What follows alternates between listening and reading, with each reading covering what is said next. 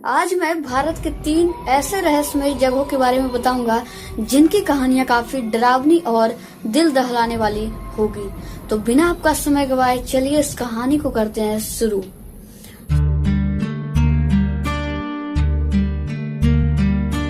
जगह नंबर 1, भानगढ़ का किला, अलवर, राजस्थान।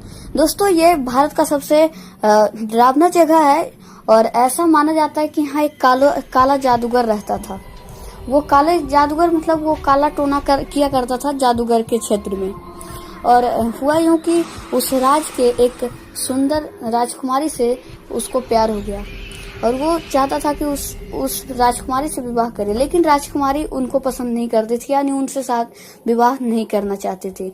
और बहुत बार राजकुमारी के समझाने के बाद भी ये काला जादूगर जो था वो नहीं माना और उसने राजकुमारी को ये धमकी दिया कि अगर तुम मेरी नहीं हुई तो मैं इस पूरे किले को मतलब इस पूरे नगर को श्रापित कर दूंगा।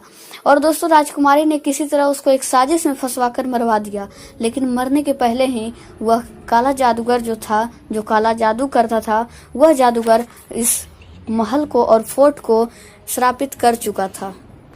तो इस तरह वो सबसे हंटेड प्लेस में आता है इंडिया के। और जगह नंबर 2 की मैं बात करता हूँ तो जगह नंबर 2 पे आता है कुलधारा, राजस्थान।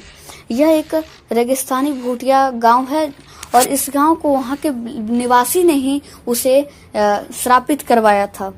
दोस्तों, 200 साल पहले वहां लोग रहते थे और 7 सदियों से रहने वाले लोगों ने ही इसे श्रापित किया।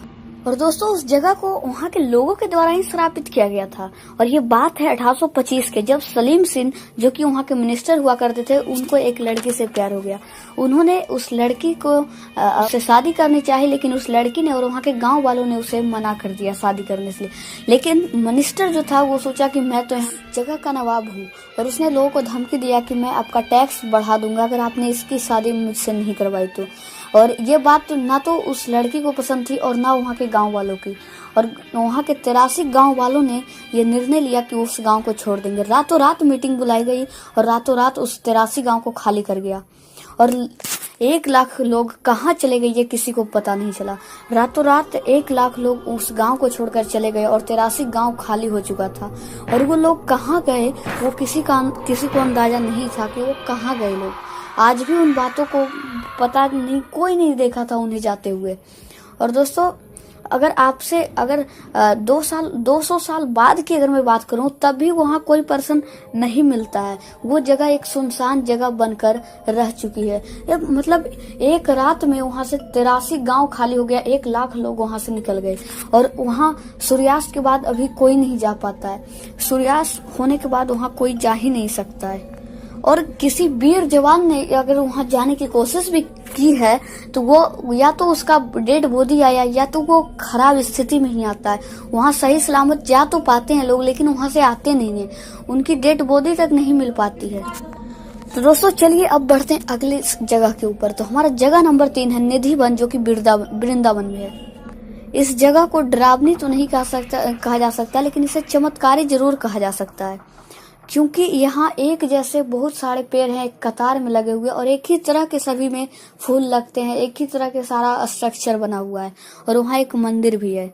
और दोस्तों, शाम के बाद यहाँ एक जानवर भी नहीं रह सकता, एक पशु भी नहीं रह सकता। इनफैक्ट वहाँ बंदर जो रहते हैं सुबह तक, वो शाम होते होते वो भी कहाँ चले जाते हैं पता नहीं चल जाता। चमत्कार होता है वहाँ।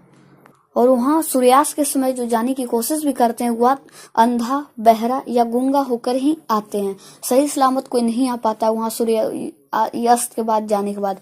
इसके पीछे मैं रीजन बताता हूँ, क्योंकि वहाँ ऐसा माना जाता है कि जो भगवान कृष्ण है वो रासलीला करने आते हैं अपने गोपियों के साथ, इसलिए उन्हें उस रासलीला को देखकर कोई बाहर नहीं बताए, इसलिए ऐसा उन लोगों के साथ होता है। और ऐसा माना जाता है कि जब सभी लोग सो जाते हैं तब भगवान श्री कृष्ण वहां आकर रासलीला करते हैं। अब असली वजह क्या है ये किसी को पता नहीं है, ये सही है या गलत है। सो दोस्तों, ये थे हमारे भारत के कुल 3 ऐसे रहस्यमयी जगह जहां की कहानियां आपकी काफी डरावनी और दिल दहलाने वाली थी। सो दोस्तों, इस चैनल पे ऐसे ही वीडियो आती रहती है रेगुलर, सो आप इस चैनल को रेगुलर विजिट करते रहें। ताकि आपसे कोई वीडियो मिस ना हो। सो आज की इस कहानी को यहीं तक रखते हैं और मिलते हैं एक नए अच्छे वीडियो के साथ। तब तक के लिए जय हिंद और वंदे मातरम।